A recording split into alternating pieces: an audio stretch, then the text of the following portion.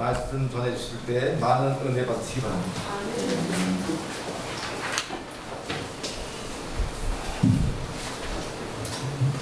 네, 감사합니다. 같이 기도하고 말씀 보겠습니다.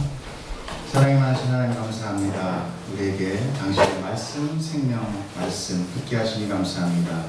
얼마나 하나님께서 그 사랑을 오늘 우리에게 주시고자 하는 그 사랑을 아버지 우리의 그 마음을 아버지 우리에게 알게 하여 주시옵시고 깨닫게 하여 주시옵소서. 감사하며 주 예수님 이름으로 기도합니다. 네. 자, 오늘 제목 한번 같이 읽어볼까요?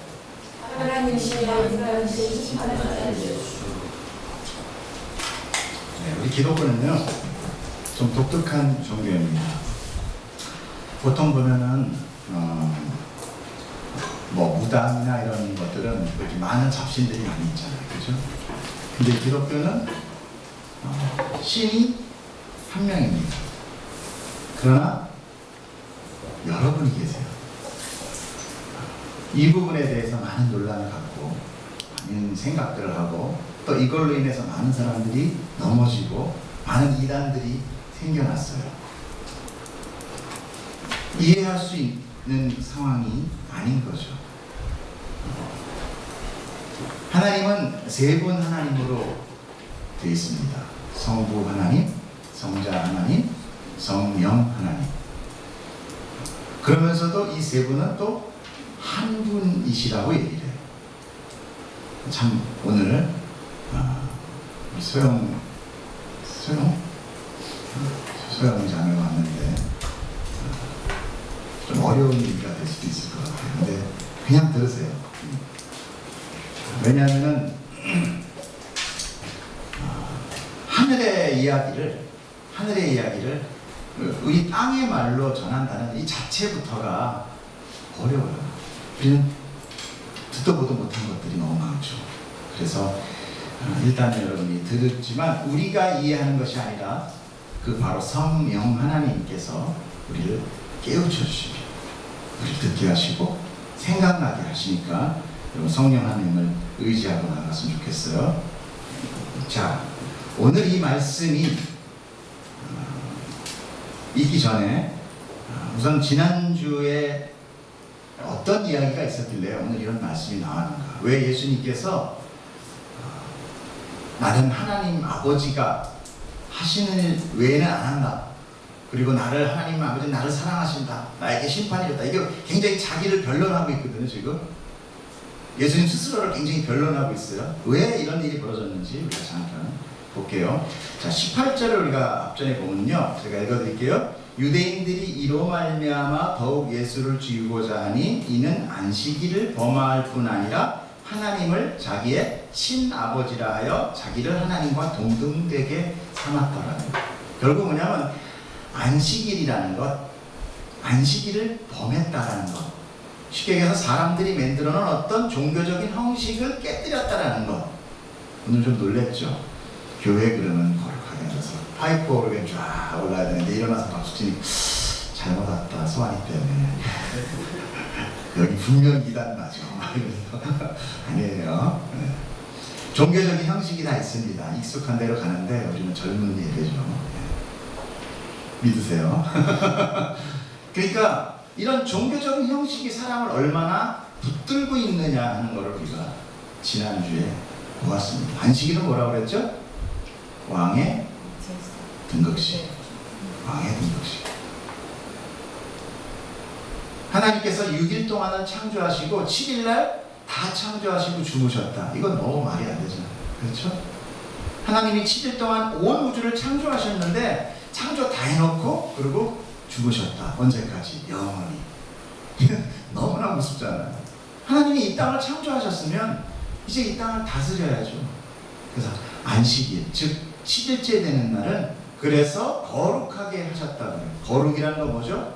구별되었다. 다른 날과 구별되었다. 그리고 우리가 지금 이렇게 안식일, 지금은 안식일 다음 날이 되지만 왜 안식일 다음 날이 되냐면 안식일의 완성은 예수 그리스도였어요. 근데 안식일날 예수님이 계셨어요? 돌아가셔서 죽어있는 상태였어요. 그리고 안식 다음 날 부활하셨습니다. 그래서 우리가 안식일 다음 날인 이 주일날 예배 드리는 거예요. 신약에는 다 안식 후 첫날, 안식 후 첫날, 계속 안식 후 첫날에 대한 메시지를 이야기합니다. 그래서 모든 신학자와 성도들과 제자들이 안식 후 첫날을 거룩하게 우리가 지키자. 과거에 있었던 안식일은 이제 맞춰졌다, 마치기가 완성되었다 라고 생각합니다. 이야기 선포한 거죠. 자, 그렇게 했는데 지금 예수님이 계실 때는 신약이에요, 구약이에요?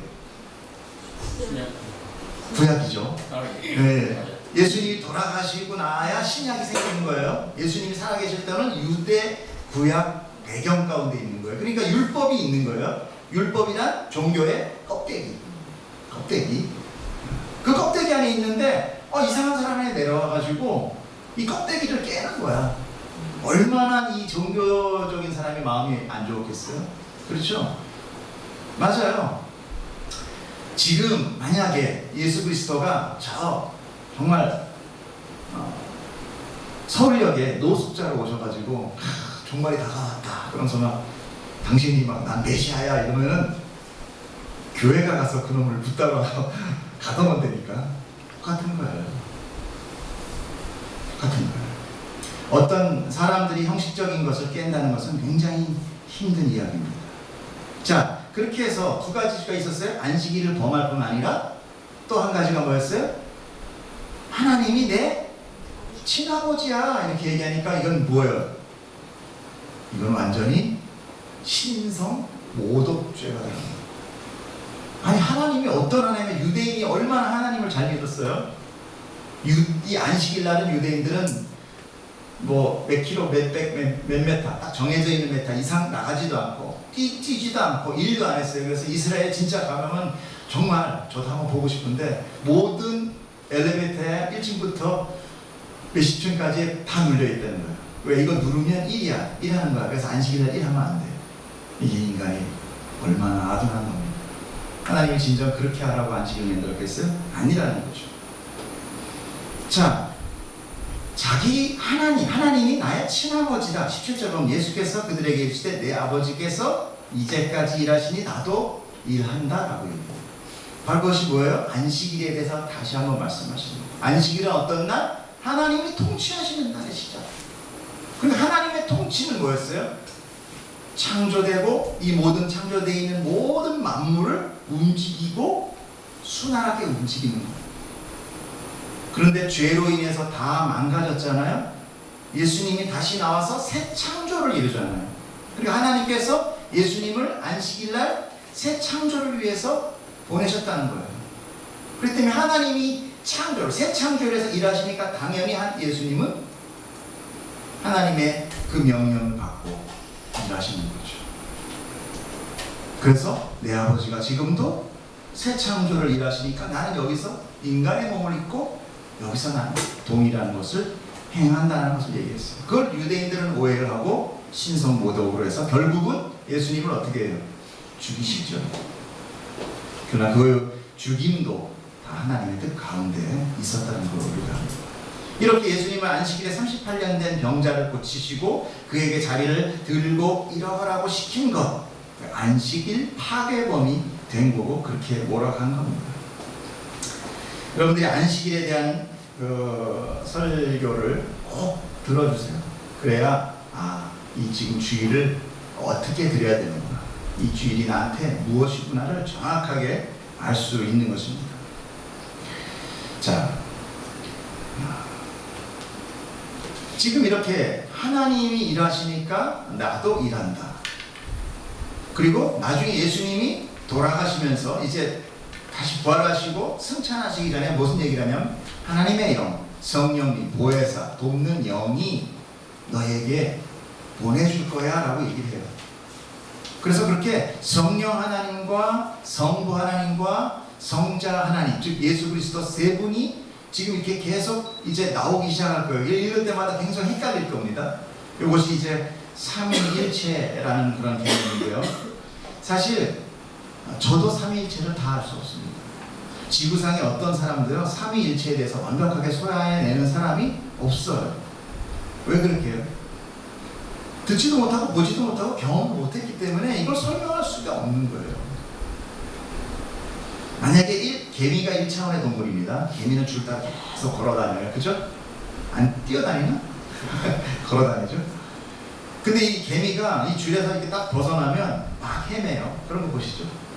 이 대열 자체를 없어졌다고 생각해요. 우리 가끔씩 이렇게 미스테리 같은 책을 읽어보면 사람이 갑자기 없어졌다. 그래서 갑자기 나타났다. 이런 현상 일어나는 거 아시죠? 배가 가다가 없어졌다. 우리가 3차원의 이상의 세계를 못 보는 거예요. 그러니까 개미가 줄을 쭉 가다가 핀셋으로 개미를 치거나 아니면 손으로 이렇게 흐트르면 개미들은 대혼란이 오기 시작합니다. 어디를 가야 될지 모르겠어요. 개미들은 무조건 자기 형제가 뿌려놓은 그 페라모닌 같은 냄새를 가지고 계속 가는 거예요. 그냥 그 1차원의 그 세계만 보는 거예요. 그런데 흐트러지면 못 보는 거죠. 그런데 그 개미가 인간을 이해할 수 있어요? 뭘로 설명할 거예요 도대체? 똑같은 거예요. 자, 2차원은 뭐예요? 거북이 같은 거. 거북이는 다 걸어가는데 한 마리를 딱 들면 그러면 없어진 거예요. 없어진 거예요. 야, 내 친구 없어졌다. 다시 떼놓으면 생겼네. 이런 거북이 같은 2차원도. 또 3차원이라 해도 우리도 3차원이긴 하지만 새나 이런 것도 3차원이죠. 공간을 돌아다니니까. 그런데 이들은 생각하지 않아요. 본능으로만 움직이는 뿐입니다. 사람은 생각이라는 4차원이 있어요. 그것이 바로 하나님의 흔적이에요. 그래서 1차원이 뭡니까? 선. 2차원이 뭐죠? 면적. 3차원은 뭐예요? 공간. 4차원은 시간입니다. 그러니까 시간이 무시되는 것이 4차원 이상이 됩니다. 근데 생각은 어떻습니까? 내가 오늘 명수 형제가 올 거야. 그래서 저기 노원구까지 가는데 1초도 안 걸려요. 우리 팀장님을 그리워하면서 성희주사하고 그리워하면서 지난주에 그랬을 때 1초도 안 걸렸어요. 그냥 늘 저희 앞에 있는 거예요. 그게 바로 4차원. 그러나 그 4차원을 뛰어넘는 무수한 차원 이상을 다 다스리는 하나님을 과연 우리가 무엇로 설명할 수 있겠냐? 단지 이럴다라고만 얘기하는 거죠. 우리는 너무나 미약하기 때문에 차원을 넘어서는 하나님을 깨닫는 것은 사실 불가능해요. 그러니까 여러분들이 여기 지금 앉아서 보이지도 않는 하나님을 예배한다는 것 자체가 웃기는 거야. 엄청 웃기는 거야. 말이 안 되는 거야. 도대체 뭘 믿고 온 거야 여기? 와지는 거야. 믿어지는 걸 어떡해요? 그것이 바로 기적이에요. 우리가 하나님을 믿는, 보이지 않는 하나님을 믿는다는 자체, 이 책 하나 달랑가지고 믿는다는 자체가 기적이에요. 그러나 하나님이 우리에게 주신 건 뭡니까? 성경밖에 없어요. 그래서 성경을 보고 분석하고 연구하고 기도하면서 받은 말씀을 우리가 나누는 거예요. 그래서 가끔 너무 힘든 거예요. 어려워서 힘든 게 아니에요. 듣도 보지 못했던 언어들, 상황들이 나타나기 때문에 힘든 겁니다. 자, 이 삼위일체라는 것은 이 세 분이 어떤 사람은 이렇게 얘기해요. 삼위일체를 설명할 때 물이야, 물. 그래서 꽁꽁 얼면 얼음, 뜨거우면 수증기, 그리고 평상시에는 물. 그래서 이게 바로 삼위일체 하나님이에요. 다 물이잖아. 요거 이단이에요. 이게 양태론이라고 그래가지고 이건 이단이에요. 왜냐하면 변화되잖아요. 그죠? 물이 아니에요. 얼음은 얼음으로서의 하나의 그 존재입니다. 그러니까 물이 얼음으로 이렇게 변하는 거잖아요. 그러니까 그렇다면은 하나님이 뭔가 열과 화학적인 어떤 외부의 영향을 받아서 쫙 예수님으로 변해서 여기 와 있는 거예요. 그러면 예수님이 겟세마네 동상에서 눈물이 피눈물이 되게 기도를 하셨대요. 누구한테 기도했어요? 그거 자체가 웃기잖아요. 자기가 변화돼서 내려왔는데 그 위에 아무도 없잖아요. 여기서 오류가 나오기 시작해요. 그리고 십자가상에서 하나님 나를 버리십니까? 버리긴 누가 버려? 자기가 먼저 버리는 일인데 쇼했다는 거예요. 그래서 그거 아니에요. 이 삼위일체는요 각이 완전체로 존재합니다. 완전체로 존재해요. 제가 이걸 어떻게 설명을 해야 되나? 그러니까 완전 3 person이에요. 삼위일체라는 것이 쓱이 풀어지는 거예요. 완전 하나의 인격체로서, 완전함으로써 변화되지 않고 존재하시는 분.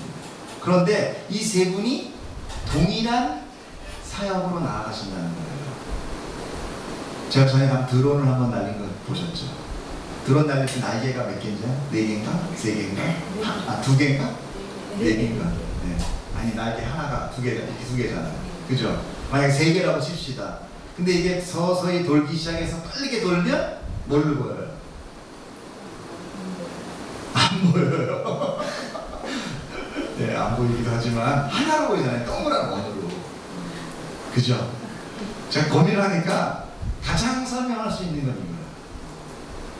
세 분의 각각의 날개가 있는데 이게 빨리빨리 돌다 보면은 하나의 원이 되듯이 하나의 일로 돌아, 한 명같이 보이는 거예요. 한 명같이. 우리가 알 수 있는 거는 최대한 그겁니다. 여러분, 이거가 지금 정립되지 않으면 이 뒤에 나오면 계속 예수님이 나와 하나님이 내 시키자는 안 하고 하나님이 어쩌고 그리고 내가 여기 있고 이런 얘기가 쭉 나옵니다. 이제 8장까지 나와요. 근데 이게 도대체 뭔 소리야? 이렇게 될 수 있어요. 그러니까 여러분, 거기까지 아시면 돼요. 그런데 나중에 우리를 거기다 끼워 넣습니다. 예수님 안에 우리를 넣어줘요.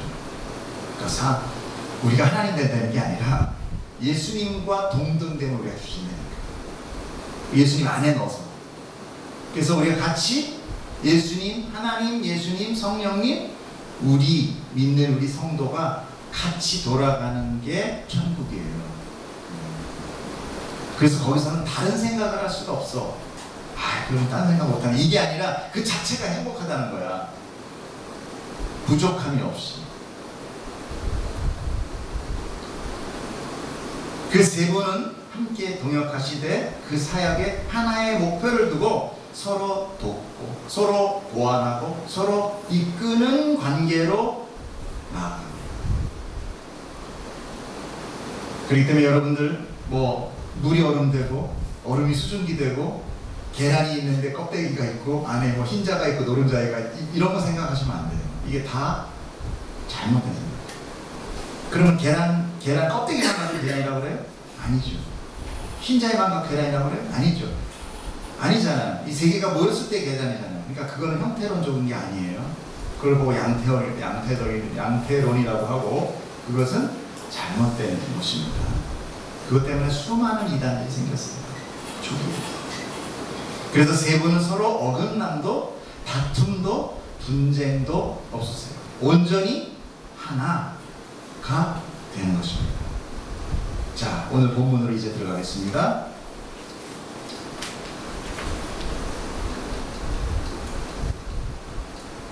자, 19절 같이 읽어볼게요. 그러므로 예수께서 그들에게 이르시되 내가 진실로 너희에게 이르노니 아들이 아버지께서 하시는 일을 보지 않고는 아무것도 스스로 할 수 없나니 아버지께서 행하시는 그것을 아들도 그와 같이 행하느니라. 확 이해가 돼요, 안 돼요? 확 이해가 되죠. 된다고 빨리 얘기해줘. 그 앞에 그거를 우리가 100% 알 수는 없지만 그거를 전제하에 이 말씀을 읽을 때 그렇지, 아버지의 행함이 나의 행함이 아들의 행함이 되는 것은 어쩌면 당연한 거지가 되는 것입니다. 벌써. 자, 내가 진실로라는 2번을 강조하시죠. 항상 예수님은 제자들에게 또는 무리에게 또는 많은 사람들 앞에서 이야기하실 때 강조할 때 진실로라고 번역이 되어 있는 것은 헬라어로는 아멘입니다. 아멘은 뭐죠, 여러분? 아멘은 어떤 뜻이에요? 그렇게 되기를 원합니다. 그렇게 이루어지기를 믿습니다 하는 거예요. 그래서 우리가 아멘 그러는 거예요. 기도할 때 아멘, 저 사람 왜 아멘 그러지? 그게 미국에서 아멘 노래에서 아멘이 아니라 나도 저렇게 되기를 바래요. 저분이 기도하시는 거 그렇게 되길 원해요. 또 찬양하다가 그 가사가 너무나 내 마음에 들어와. 그럼 나도 그렇게 되기를 원해요. 아멘 하는 거예요. 고백하는 거죠. 그래서 하나님도 백성들에게 말씀을 선포하고 너희들은 아멘 할지어다 이렇게 그렇게 될 것입니다 하고 이렇게 하나님을 선포하는 거죠. 자, 이게 2번 쓰는 것은 뭐예요? 꼭 그렇게 이루어질 거야. 이거. 꼭 그렇게 이루어질 거야. 너희들 꼭 그렇게 이루어질 건데, 꼭 그렇게 행해질 건데, 내가 아버지가 하는 일 보지 않고는 난 절대 하지 않아를 강조합니다. 응? 좀 설명 좀 부드럽게 하면, 얘들아, 아들이란 아버지가 하는 일을 보고 자라고, 그리고 보고 자란 그것을 행하는 거야. 그러니까 아버지가 만약에 아무것도 안 보여주면 자식은 아무것도 할 수 있는 게 없어. 옛날에는 어땠어요? 농경사였잖아. 그러니까 뭐 농사 짓는 거, 일하는 거 이런 거 아버지가 아무것도 안 가르쳐주면 어때요? 다 옛날에는요, 시어머니가 며느리한테 전해주는 가문의 비법이 있습니다. 된장은 이렇게 담그는데 이건 어떻게 써야 돼? 하면서 비밀이 있어요, 가정마다. 근데 안 가르쳐주면 모르는 거예요. 그 된장 그 집으로 끝나는 거야. 그 어머니대로 끝나는 거예요. 근데 며느리한테 넘겨주고 해서 그 집안의 모든 음식 솜씨와 그런 된장이나 간장 이런 것들이 흘러내려오는 것과 같이 아버지가 보여주지 않으면 아들은 아무것도 할 수 없다라는 것을 지금 이야기하고 있는 거예요. 자, 20절 보겠습니다. 아버지께서 아들을 사랑하사 자기가 행하는 것을 다 아들에게 보이시고 또 그보다 더 큰 일을 보이사 너희로 놀랍게 여기게 하시리라. 아버지께서 죽은 자들을 일으켜 살리심같이 아들도 자기가 원하는 사람들을 살리느니라. 자, 이 본문 앞에는요, 보조석 하나 들어가는데 왜 그런 거 하니가 있어요. 아까 19절이 뭐였어요? 아버지가 행하지 않은 것은 내가 행하지 않고 아버지가 다 한 것을 내가 그대로 행한다. 왜냐하면 이런 거예요. 그 앞에 그거 들어가야 훨씬 더 부드러워집니다. 왜냐하면 그것은 아버지가 아들을 사랑하기 때문이야. 이렇게 그렇게 하게 만들어 놓은 것. 아버지가 보인 것을 아들한테 보여주고 아들이 아버지가 보인 걸 그대로 하게끔 하는 것은 뭐냐? 하나님이 아버지가 아들을 사랑한 같이 하나님이 나를 사랑하시기 때문이에요. 자, 예수님은요, 자기를 미워가지고 지금 덤벼드는 그런 유대인들 앞에서 아버지가 자기를 사랑하고 있다는 것을 피력하죠. 누군가 막 나를 지금 공격을 하고 있지만 하나님이 나를 사랑하신 그것을 밝히고 있어요. 여기서 사랑한다라는 것은 필레오를 표현하고 있습니다. 예수님과 하나님과의 깊은 사랑의 하나 되는 관계를 지금 말씀하고 계십니다. 자, 그렇게 아들은요, 사랑하는 아버지와 자신의 뜻과 목적을 같이 하고 알려주시고 계시하신다는 거죠. 예수님이 이 땅에 오셔가지고 하신 모든 거는 예수님 혼자서 하신 게 아니에요. 항상 하나님이 뜻을 알려주고 이렇게 해라 했기 때문에. 그러니까 38년 된 병자를 고친 것, 수많은 많은 환자들 중에 단 한 명 고쳤거든요. 그것도 뭐냐? 저 사람 고쳐라 하니까 가서 고쳐주는 거예요. 자, 우리가 여기서 눈여겨야 될 것은 뭐냐면요, 20절에 또 그보다 더 큰 일을 보이사예요. 더 큰 일. 우리가 더 큰 일이라고 하면 어디서 나왔죠? 더 큰 일. 우리가 한번 앞에 전혀 안 보신 분들 같아가지고 우리 요한복음 1장 할 때 제가 읽겠습니다. 나다니엘이 이르되 어떻게 나를 아시나이까? 예수께서 대답하여 이르시되 빌립이 너를 부르기 전에 내가 무화과 나무 아래에 있을 때 보았더라. 나다니엘이 대답하되 라삐여, 선생님이요, 선생님 당신은 하나님의 아들이시군요.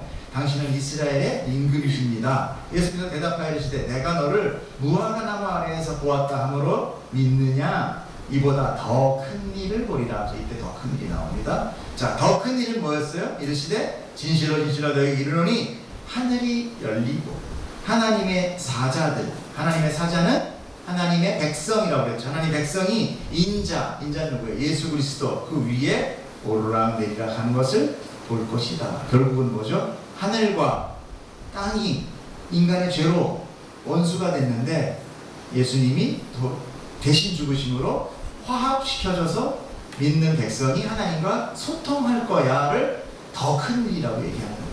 이거 지금 더 앞서가서 또 구약의 이와 동일한 얘기겠죠. 뭐예요? 야곱이 베델에서 이 똑같은 꿈을 꿉니다. 예수님이 제자를 모으실 때 나다나엘에게 대화하면서 당신의 사역의 절정, 그 바로 더 큰 일은, 그래서 예수님이 십자가에 죽으시는 거가 더 큰 일이에요. 자, 창세기 한번 보겠습니다. 창세기 28장 12절 보면요, 꿈에 본즉 사닥다리가 땅 위에 서 있는데 그 꼭대기가 하늘에 닿았고 또 본즉 하나님의 사자들이 그 위에서 오르락 내리락 하더라. 아까 인자 위에, 하나님의 사자들이 인자 위에 왔다 갔다 할 거다. 사다리와 표현된 것만 바꾼 거야. 그래서 구약과 신약은 동일한 책이라는 것을 우리가 알 수 있어요. 자, 이 더 큰 일은 바로 예수님이 우리의 죄를 대속하셔서 죽으시고 부활하셨다는 사건을 이야기하고 있는 거예요.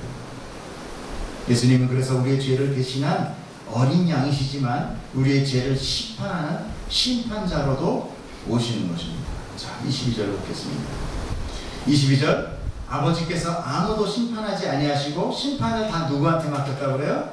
아들 예수님한테 맡겼으니 이는 모든 사람으로 아버지를 공경하는 것 같이 아들을 뭐 하려고? 공경하게, 즉 하나님으로서의 동등한 영광을 누리게끔 하게 하려는 것이다. 24절, 내가 진실로 진실로 너희에게 이르노니, 역시 또 아멘 아멘이에요. 꼭 이렇게 이루어질 거야. 너희에게 이르노니 내 말을 듣고 또 나 보내신 이를 믿는 자, 즉 성도는, 나를 믿는 자는 영생을 얻을 것이다. 그리고 심판에 이르지 아니하나니 사망에서 생명으로 옮겼느니라. 여러분, 사망에서 생명으로 옮겼다는 얘기는 알고 있어요? 죄를 지면 어떻게 돼요? 죽어요. 그래서 우리가 죽은 거예요. 그런데 우린 지금 무슨 걸 믿어요? 영원히 사는 생명을 믿는 거예요. 여러분, 여기 와서 지금 다른 거 구하시면 안 돼요. 우리 이 기독교는 뭐하냐? 생명을 주십니다. 이뻐 그런 거 아니에요. 생명을 주십니다. 우리가 살아있는다는 것, 이걸 뭘로 증명할 거예요? 우리가 죽어있어요? 살아있어요? 자, 만약에 암 선고를 받아서 한 달 후에 죽어요. 그 사람 사는 사람이 죽은 사람이, 응? 사는 사람이 죽은 사람이, 죽은 사람이랑 같잖아요. 우리가 누가 80년 후에 죽는다고 보장할 수 있는 사람 누가 있어요? 좋습니다. 40년 후에 죽는다. 그래도 죽잖아요. 그럼 우리는 누구예요? 죽을 사람이에요. 우리가 어떻게 살아있다라고 증명할 수 있냐 말이에요. 생명은 하나님으로부터 주어진 것입니다. 그래서 우리에게 주어진 그 생명을 보존하게 하시는 것은 하나님이에요. 그런데 우리가 죄를 졌기 때문에 죽을 수밖에 없는 존재가 된 거예요. 이 죄를 누군가가 해결해 주지 않는 한 우리는 무기력하게 죽을 수밖에 없는 존재예요. 그래도 예수님 믿어도 다 죽던데요. 예, 이 육신으로서는 죽습니다. 그러나 우리가 영생으로 살아납니다. 거듭남이라고 그래요. 그리고 그래서 25절에 보면 진실로 진실로 너에게 이르노니 죽은 자들이 하나님의 아들의 음성을 들을 때가 오나니, 바로 뭐야? 심판자의 음성. 너는 무죄, 너는 유죄. 이런 심판자의 음성을 듣게 되니 바로 이때다 그래요.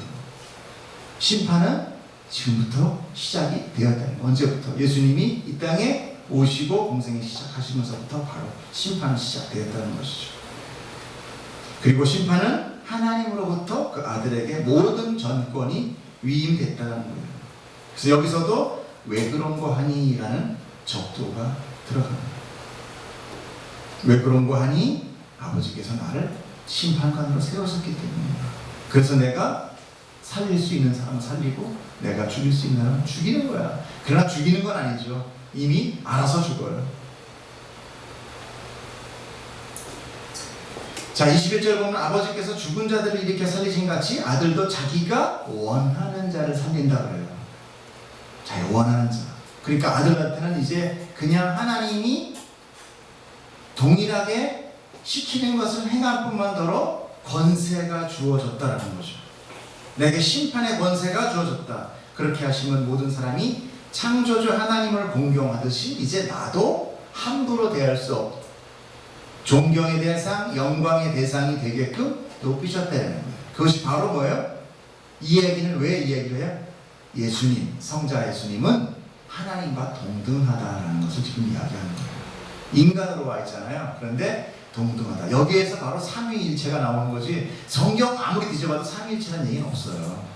이 성경을 통해서 신학자들이 보니까 하나님은 세 분이시며 하나시구나를 깨닫게 된 거지, 이거 성경에 그런 얘기는 안 나와요. 지금 여기서 얘기하는 것도 동일한 영광을, 아들도 나와 같이 존경받고 영광받게 하기 위하여 내가 그렇게 했다라는 말에 그러면 아들 예수님도 하나님과 동등한 자격이 됐구나를 알게 되는 거예요.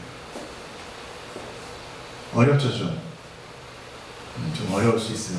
오늘은 정말 쭉 들으세요. 저도 마음이 어려워요. 왜냐면 삼위일체는 정말 힘든 겁니다. 근데 우리가 이 기독교에 삼위일체를 건너뛸 수는 없어요.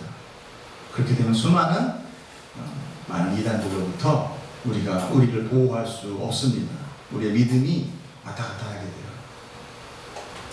자, 이제 심판자로서, 예수님이 심판자로서 구원의 조건이 선포됩니다.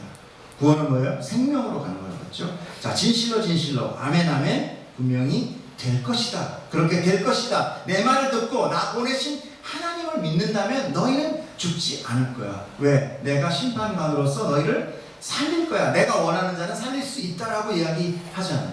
그죠? 성경에.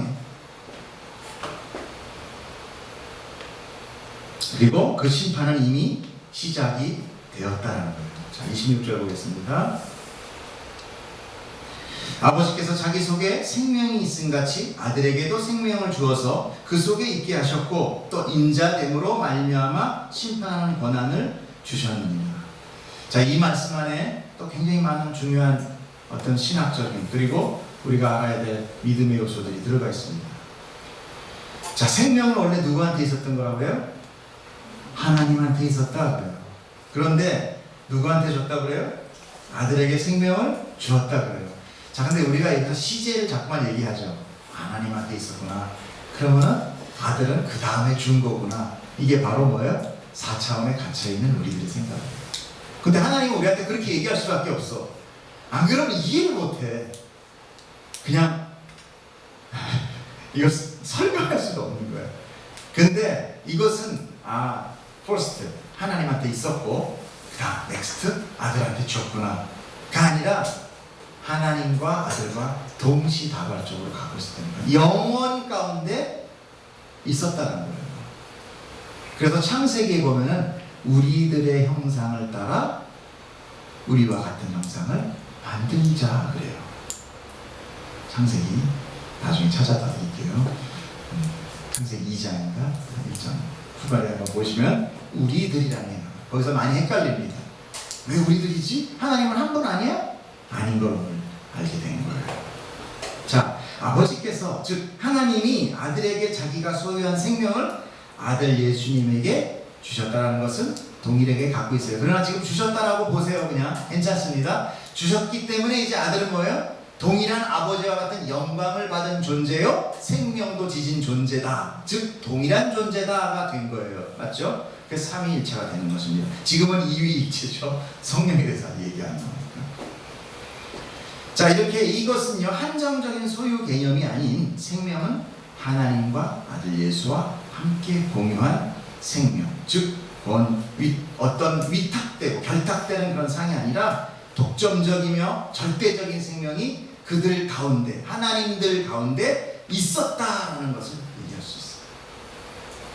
그래서 사람들한테 계속 아들, 이 몸을 입고 내려온 예수님이, 하나님이 몸을 입고 내려오는 바람에 그걸 자꾸 성자 예수라고 얘기를 하면서 뭔가 지금 설명을 하니까 자꾸만 그건 아버지고 여기는 아들이고 이렇게 자꾸만 이렇게 우리가 생각을 하게 되는데, 사실은 인자, 왜 우리 몸을 왜 입으셨어요? 우리의 죄를 속하기 위해서는 우리와 동일한 조건이어야 되잖아요. 그래서 우리 인간의 몸을 입게 된 거예요. 자, 요한복음 1장 4절에 보면은 그 생명이 나와요. 뭐라고 나옵니까?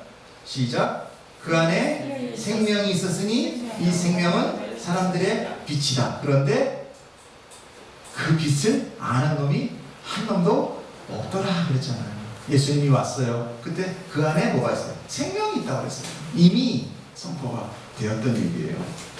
자, 하나님에게서 생명이 모든 피조물들에게 주어집니다. 창세기를 통해서 하나님은 인간을 뭘로 만드시냐? 흙으로 만들어요. 들어봤어요? 네, 그거 들어보셨군요. 인간을 흙으로 비우시고 그 코에다가 당신의 호흡을 불어 넣어주십니다. 그걸 보고 바라크 또는 네사마라고 해요. 히브리 말로 그걸 바로 생기를 부릅니다. 생기. 그것이 바로 생명이었어요. 자, 그것으로 인해서 그 흙덩이라는 사람이, 흙덩이라는 존재가 생영, 살아있는 존재가 된 거예요. 그 되었다라는 것이 뭐냐면 바로 존재다라는 거예요. 존재다. 생명체를 보고 보통 우리는 존재다라고 얘기하죠. 우린 여기 이렇게 봤을 때 사람들이 지금 뭐 둘, 넷, 여섯, 여덟, 10명 남짓 여기에 계셔요 이렇게 얘기해요. 근데 어떤 사람들이 여러분들이 다 식사하러 나갔어 그러면 아무도 안 계세요 이러지. 사람이 있어야만 계셔요 그런단 말이에요. 그러니까 하나님이 뭐야? 흙이 이렇게 쏟아져 있으면 흙들이 계셔요 그래요? 안 그런단 말이에요. 흙이 생명체가 됨으로 인하여 존재가 된 거예요. 존재가. 그런데 우리가 아담이 죄를 짐으로 인해서 이 존재라는 것이 없어집니다. 무존재. 아까 말했습니다. 3개월 후에 죽는 사람. 그럼 죽을 사람이니까 죽은 존재가 되는 것도 없겠다. 그러니까 우리는 그냥 죽어 있는 거야. 그러니까 하나님이 오셔가지고 예수님이 오셔서 심판자로 와서 세상 끝에 너는 살 놈, 너는 죽을 놈이 아니라 그냥 다 죽을 사람인데 그 몇몇을 사는 쪽으로 데리고 나오는 거예요.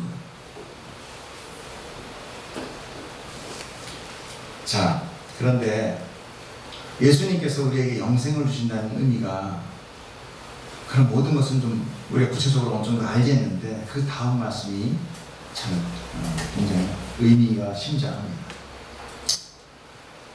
27절 보면요. 또 인자됨으로 말미암아 심판하는 권한을 주셨느니라. 인자되는 것은 말 그대로 사람 인자, 아들 자자, 사람의 아들이라는 뜻이에요. 왜 자꾸 인자 그러냐면 하나님이 아닌 인간의 옷을 입고 나왔기 때문에 인자라고 얘기를 하는 거예요. 인자는 말 그대로 사람의 아들이라는 얘기입니다. 예수님은 어땠습니까? 하늘의 보좌, 즉 하나님으로서의 모든 그런 가치 기준과 자기의 그런 누릴 수 있는 모든 조건을 다 버리고 이 땅에 인간으로서 인간의 형체를 입고 내려오신 거예요. 그것을 강조하는 것이 인자예요. 그러니까 예수님은 하나님의 본체이시면서 곧 인간이세요. 하나님이면서 완전한 하나님이면서 완전한 인간이십니다. 그래서 성경은 예수님을 하나님의 본체다라고 이야기해요. 보겠습니다. 그런 얘기가 진짜입니다. 빌립보서 2장 6절 보면 그는 근본 하나님의 제 거짓말하는 거 아니죠? 성경이 있어요. 하나님의 본체이나 하나님과 동등됨을 취할 것을 여기지 않았다는 건 뭐예요? 그렇게 누릴 수도 있음에도 불구하고 우리의 죄를 사해주기 위해요. 다 포기하고 내려오셨답니다. 히브리서 1장 보겠습니다. 히브리서 1장 3절 이는 하나님의 영광의 광채시요. 자 보세요. 이미 예수님은 하나님의 영광의 광채예요. 그런데 인간의 이 몸으로 내려오니까 모든 자기 백성들이 예수님을 어떻게 했어요? 홀대한다니까. 그러니까 예수님이 아까 뭐라고 그래요? 나를 높이실 거야. 나를 영광스럽게 높이신 거야. 그래서 내가 하나님의 일을 내가 하고 내가 하나님의 일을 그대로 따라하는 거야. 나는 하나님이야. 내 친아버지야 라고 계속 이야기를 하는 거죠. 하나님의 영광의 강차이시여 그 본체의 형상이라. 이런 이야기들로 인해서 삼위일체가 나오는 거예요. 그의 능력의 말씀으로 만물을 붙드시고 죄를 정결하게 하신 일을 하시고 높은 곳에 계신 지극히 크신 이의 우편에 앉으셨느니라. 하나님 보좌는 우편에 앉으신 분은 바로 예수 그리스도십니다. 그런데 그렇다면 하나님의 본체의 영광으로 우리를 심판하는 심판자로 오시면 그 권세와 그 권위와 능력과 그 권세가 너무나 막강할 텐데 왜 하필 인자로서 심판자의 권위를 줬다라고 얘기를 하겠냐. 다시 한번 얘기하죠. 말씀을 좀 보시죠. 27절 자세히 보세요. 또 인자됨으로 말미암아서 심판하는 권한을 주셨다.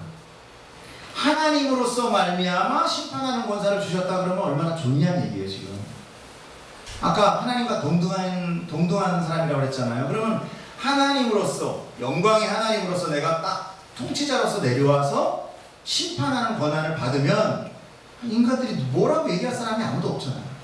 그런데 왜 하필이면 사람으로서 말미암아 심판의 권한을 주셨다라고 굳이 이야기를 하겠느냐는 거죠. 왜 그럴 것 같아요? 이것이 바로 기독교 신앙의 아주 고백이 참 중요한 것입니다. 예수님께서 인간의 형체를 입으셨다는 것, 여러분 믿으십니까? 그것이 믿어지지 않으면 여러분 정말 기도하십시오. 자, 무엇이든 어떤 것을 대신하려면 그 동일한 형체와 성질을 지녀야 합니다. 동의하십니까? 그렇죠. 그러니까 창세 아담의 죄로 인하여 타락한 인간의 죄, 그것은 죽음이었어요. 그 죄의 대가를 지불하는 심판이 내려졌는데 그것이 바로 죽음이었어요. 여러분 잘 알 거예요. 인간의 죄는 창세 에덴 동산의 선악과를 따먹는 것으로 인해서 지어졌는데 그것을 원죄라고 얘기해요. 그때 하나님은 그 선악과를 범하는 죄의 대가를 죽음이라고 선포했습니다. 꼭 성경으로 제가 풀어주는 시간이 가도 여러분들 성경을 보시면서 봐야 돼요. 그래야 흔들리지 않습니다. 자, 16절 보겠습니다. 여호와 하나님이 그 사람에게 명하여 이르되 동산 각종 나무의 열매는 내가 임의로 먹되 선악을 알게 하는 나무의 열매는 먹지 말라. 내가 먹는 날에는 뭐라고 해요? 이때 바로 죽음이 선포된 거예요. 그런데 어떻게 했습니까? 따먹었어요? 안 따먹었어요? 그러니까 맨 끝에는 필연적으로 들어가요? 안 들어가요? 죽음이 들어가요. 그래서 죽음이 오게 된 거예요. 여러분 원래 안 죽는 존재라니까. 근데 죽게 된 거예요. 누구 때문에? 아담 때문에. 근데 우리도 아담과 동일하다니까요. 자, 그러니까 하나님은 멀쩡한 사람들에게 나를 믿는 것을 조건으로 인하여 안 믿는 자는 죽이시고 믿는 자는 살리시는 그런 잔인한 분이 아니라는 거예요. 이미 아담의 죄로 인해서 다 죽어있는 자예요. 그냥 이미 다 죽어있는 자예요. 죽어있는 자를 하나님 예수님을 통하여 심판자는 그것도 인간의 입장에서 봤을 때 심간이에요. 왜? 인간은 다 자기가 살았다고 생각을 하거든. 그러니까 그것이 심판이라고 생각해. 근데 믿는 자는 그 순간은 살아나는 날이기 때문에 그건 심판의 날이 아니라 은혜의 날이야. 근데 사람들은 다 자기가 살았대. 그렇게 자꾸 주장을 하고 그렇게 자기가 알고 있어. 내가 살았기 때문에 뭘 자꾸 걸치려고 그러고 뭘 벌려고 그러고 뭘 자꾸 소유하려고 그러는 거야. 자기가 죽어있는 존재라고 생각한다면 우리는 자연적으로 옆 사람을 사랑할 수밖에 없어요. 왜? 내 자체가 봐도 한심하고 슬프거든. 슬픈 자는 하나가 되는 거예요. 그런데 내가 많이 가졌다는 건 사람은 어때요? 내가 뺏길까봐 자꾸 사람들하고 멀리하는 거야. 그래서 이 세상이 자꾸 그런 힘의 논리에 의해서 가진 자와 없는 자, 없는 자와 있는 자, 힘센 자와 힘 약한 자로 자꾸 그렇게 분리되고 되는 거예요. 그렇기 때문에 하나님께 말씀하세요. 너희 이웃을 사랑하라. 그러나 자기가 살아있는 자라고 생각하는 자는 결코 이웃을 사랑할 수 없어요.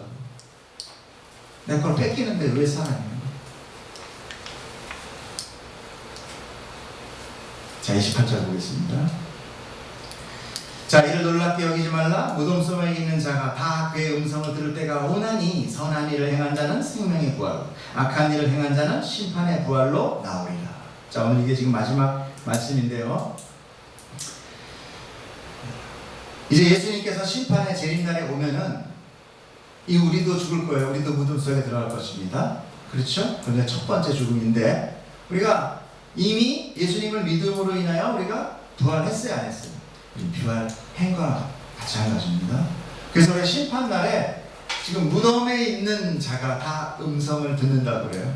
그건 심판의 메시지를 듣는다는 거예요. 그러나 죽을 자에게는 심판이지만 그 메시지는 살 자에게는 은혜의 메시지가 되는 것입니다. 두 번째, 선한 일을 행한 자는 부활의 생명으로, 악한 일을 행한 자는 심판의 부활로 나온대요. 자, 여태까지 우리가 하나님이 우리의 모든 구원과 우리의 어떤 이 죄사함은 다 하나님이 하신다고 했잖아요. 근데 지금 갑자기 29절에 선한 일을 행하고 또 악한 일을 행한다고 그러면 또 많이 헷갈리는 거예요. 내가 뭔가를 해야 되나? 그래야 내가 구원을 받을 수 있는 조건이 되는 것인가? 자, 그거 제가 이거 설명드리고 오늘 제가 말씀 마무리해드리겠습니다. 자, 이 얘기는요, 지금 앞에 언급된 더 큰 일에 대한 구체적인 사항들인데요. 이제 내가 십자가에서 너의 죄를 대신하여 죽을 것이며 3일 후에 다시 부활할 거야. 그리고 이제 마지막 날에 내가 재림할 때는, 그때는 내가 지금 이렇게 어린 양같이 죽어야 될 존재로 왔지만 그때는 내가 심판자로 올 거야. 심판자로 올 건데 그때는 죽은 자들이 다시 부활할 건데, 그러나 그 부활의 끝은 생명과 심판으로 나눠질 거예요. 자, 그런데 여기서 선한 일을 행한 사람은 생명, 악한 일을 행한 사람은 죽음으로 간다 그래요. 선한 일은 뭐고 악한 일은 뭔지 우리가 한번 보면 아주 좋을 것 같습니다. 자, 그렇다면 우리의 생명의 부활은 선한 무엇인가 행위를 해야 되는가 하는 의미예요. 그렇지 않습니다. 악이야 우리가 원래 악하니까 그런가 보다 할 수 있겠지만 선한 일은 과연 무엇일까? 자, 일단 문자적인 해석으로 봤을 때 선한 일은 예수님을 믿음으로 나타낸 선한 열매를 얘기할 수 있어요. 자, 그러니까 일반 도의적인 선이나 어떤 착한 일을 이야기하는 것은 아니에요. 예수님을 믿음으로 인해서 나타난 선한 열매란 말이에요. 여기서 선한 일을 행한이란 말에 행하다라는 것은요, 헬라어로 포이에오라는 뜻이에요. 이 포이에오라는 뜻은 만들다, 창조하다, 구성하다, 형성하다라는 의미입니다. 그러니까 악한 일을, 자, 그렇고 악한 일을 행한 데서 이거 행하는 헬라어로 프라소라는 뜻인데, 말인데, 그것은 뭐냐면 계속적이며 지속적이며 습관적인 행동을 하다라는 뜻이에요. 자, 앞에 거는 뭐라고 그랬어요? 포이에오라는 것은 만들다, 창조하다, 구성하다, 형성하다 이런 뜻이고, 두 번째 프라소는 계속적이며 습관적이며 지속적으로 뭔가 행동을 하는 것. 자, 선한 일은요, 자, 그럼 맞춰봅시다. 선한 일은 누군가 만들고 창조하며 구성하고 형성한다는 뜻이고, 악한 것은 지속적이며 계속적이고 습관적으로 나타나는 행동이다라는 거예요. 여기서 많이 감이 오시죠? 의도적인 것은 악한 쪽이고 선한 쪽인 건 누군가에 의해서 창조되는 거예요. 누군가에 의해서 만들어진다는 것이죠. 우리가 선이라는 것을 성경 처음에 나오는 것이 뭐였어요? 창세기. 하나님이 창조하시고 보기에 좋았다고 하시고, 그럴 때 그 히브리 말로 토브라는 것, 그것이 바로 선한 일이었어요. 그러니까 그 선한 것은 바로 하나님 자체였어요. 하나님이 창조해 주시잖아요. 마태복음에. 시작. 예수께서 이르시되 어찌하여 선한 일을 내게 묻느냐? 누굴 얘기하는 거겠어요? 예수님이 얘기하시니까 바로 하나님이죠. 정리하면 선한 일을 행함이라는 것은 선한 분, 바로 하나님께서 당신의 좋으신 뜻대로 만드시는 것이다라는 게 선한 일이에요. 즉 생명의 부활로 나올 자는 하나님이 보기 좋으신 뜻대로 그렇게 만드실 것이고 라는 뜻이에요. 악한 일을 행하는 것은 자기들의 악함으로 인하여 지속적이고 반복적인 습관으로 계속 악함을 행할 것이다. 그럼 무슨 뜻이죠? 하나님이 선한 일을 나갈 자들은 선택할 거라는 얘기죠.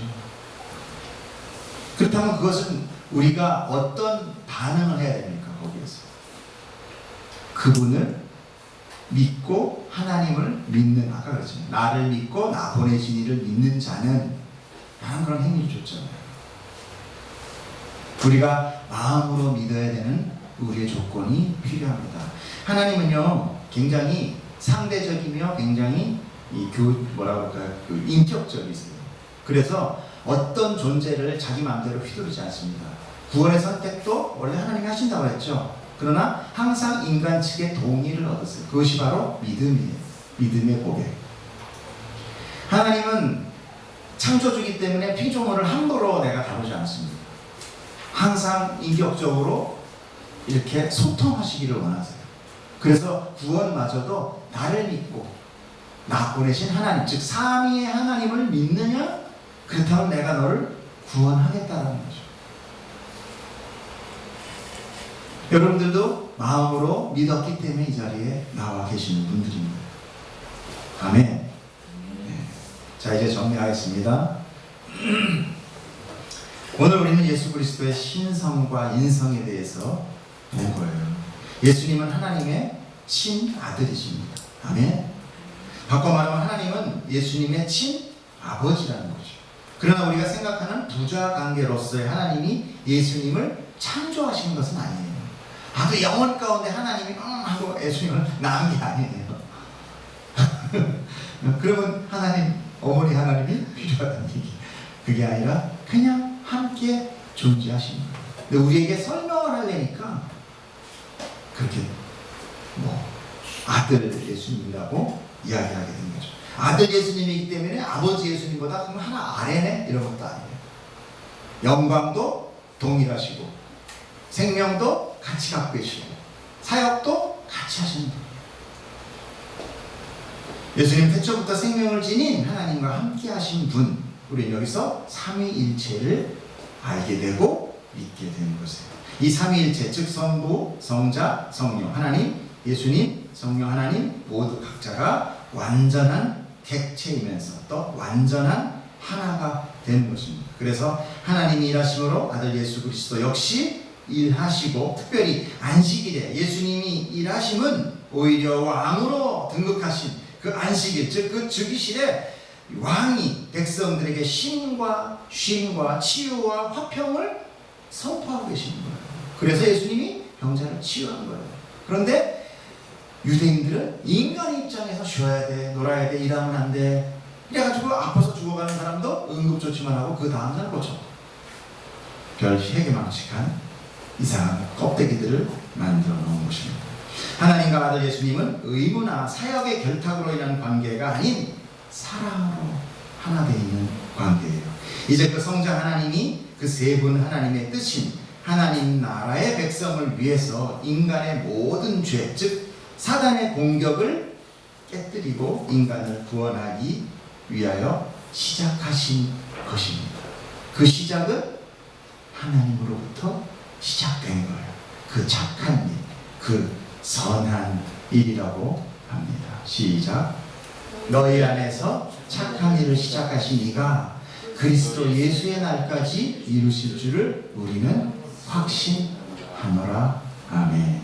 이 구원과 생명의 일, 그것은 하나님으로서는 사랑의 일이고 우리로서는 선한 일인 거예요. 여러분, 이 선한 일에 동참하는 우리가 된 것을 축복합니다. 아멘. 기도하겠습니다. 사랑의 하나님, 감사합니다. 정말 우리는 이렇게 글자로 써있고 설명이 돼도 찾게 닿지 못합니다. 그럼에도 불구하고 하나님께서 나로 하여금 그것을 믿게 해주신다는 그 자체가 정말 기적입니다. 주님, 나를 선택해 주시고 나를 이곳에서 예배하게 해주시고 또 어렵지만 이제 깨닫게 해주신 그 하나님을 기대합니다. 오늘 나에게 생명 주시고 부활하게 해주시며 심판의 날이 아닌 은혜의 날로 점철될 그 아버지 날, 그 하나님의 날 우리는 기다립니다. 주 예수여, 다시 오시옵소서. 주님을 사랑합니다. 감사하며 우리 주 예수 그리스도 이름으로 기도드렸습니다. 아멘. 네, 수고하셨습니다. 앞으로 걱정하지 마시고 점차적으로 계속 반복되면 이해가 될 겁니다. 오늘 이해된 것만큼만 이해하시고 하시면 될 것 같습니다. 자, 그냥 공지를 보겠습니다. 오늘 이곳에서 함께 예배하는 모든 성도님들을 예수님의 이름으로 환영하고 사랑합니다. 네, 우리 소영양 고맙습니다. 네, 이따 예배 끝나고 저 잠깐 여기서 커피 한잔 하고. 오늘 결혼 기념일? 생일? 1주년? 와, 따끈따끈한 신혼부부네. 자, 다음 주 주일은요 추석입니다. 네, 예배 후에 식사와 2부 나눔은 생략하겠습니다. 간단하게 우리가 말씀으로 예배하고 그리고 각자 가족과 함께 지내시면 될 거예요. 그렇다고 우리가 주일을 그냥 패스할 수는 없지 않습니까? 그죠? 주일은 아까 어떤 날이라고 했어요? 왕의 즉위식입니다. 네. 자, 10월 7일 날 수요일이에요. 그래서 토피 목사님이 우리 설립 예배를 페이스북에서 보시고 네, 축복하고 함께하고 싶다. 그래서 제가 필요 없습니다. 얘기할 수 없잖아요. 그래서 웰컴 하십니다. 그래서 주일날 예배 오시는데 제가 주일날 가서 어떻게 픽업할 수 있는 그런 게 너무 좋아서 10월 수요일 저녁 예배 제가 5시에 서빙본우리 가서 모시고 내려와서 식사하고 이렇게 올라올 거니까 가능한 더 좋으면 같이 식사하는 게 가장 좋은데 어렵죠 사실 좀 같이 예배 드릴 수 있으면 좋겠고 빨리 오실 수 있으면 오셔서 같이 식사했으면 좋겠어요. 뭐 아직 시간이 있으니까. 자, 마지막 주 9월 27일 날 장창윤 형제가 기도입니다. 창윤 형제 기도가 만약에 못 오면 영수 형제가 대신하십시오. 아셨죠? 그러니까 책임지고 창윤이를 깨워오시면 돼요. 다음 주에요. 10월 4일은 우리 팀장님 첫 주 하시고 11일 날은 우리 김 여사님 기도 대표 기도 해주시고요. 18일 날은 영수 형제. 그러니까 영수 형제가 창량이가 빵꾸 내면 2번 하는 거야. 자, 우리 같이 봉헌하겠습니다.